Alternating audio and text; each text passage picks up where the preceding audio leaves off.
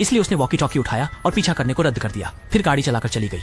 लीशा को केली के मुंह से जल्दी ही अच्छी खबर मिल गई।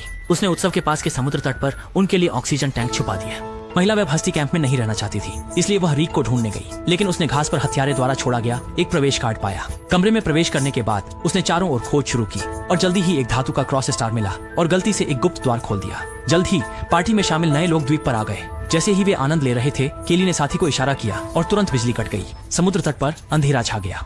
चार्ली ने जल्दी से डाइविंग उपकरण खोदा और पहले ही वहाँ से चला गया। इधर लिसा के पास छोड़ने का समय नहीं था कि बिजली बहाल हो गई। समुद्र में नाव को देखते हुए उसने सिर्फ एक बार जोखिम लेने का फैसला किया। उसने जैसे ही ऑक्सीजन सिलेंडर निकाला, सुरक्षा प्रमुख वहां पहुंच गया।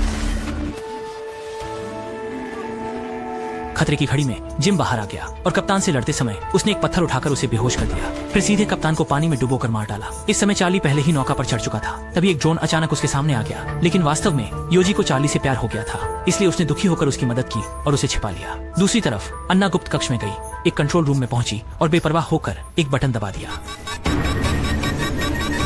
तो दूसरी तरफ एक विशाल उपग्रह एंटीना सक्रिय हुआ और एक अज्ञात सिग्नल प्रसारित किया। जब तक ऐना ने कुछ गलत महसूस किया, तब तक बहुत देर हो चुकी थी और वह मशीन कक्ष में बंद हो गई थी। इस समय लीसा पूरी ताकत से यॉट की ओर तैर रही थी, लेकिन अचानक उसने देखा कि एक परिचित व्यक्ति जहाज से नीचे आ रहा था। वह उसकी अपनी बहन थी। इस बार ईडन ने उसकी बहन को यहाँ तक लाया था और वहीं लीसा, जो यहाँ से भागने की योजना बना रही थी, इस समय के असमंजस में यहाँ से भाग जाए या अपनी बहन की रक्षा करने के लिए रुक जाए। उसे एक निर्णय लेना होगा। पहला सीजन यहीं समाप्त होता है। दूसरा सीजन जल्द ही आने वाला है। कृपया प्रतीक्षा करें।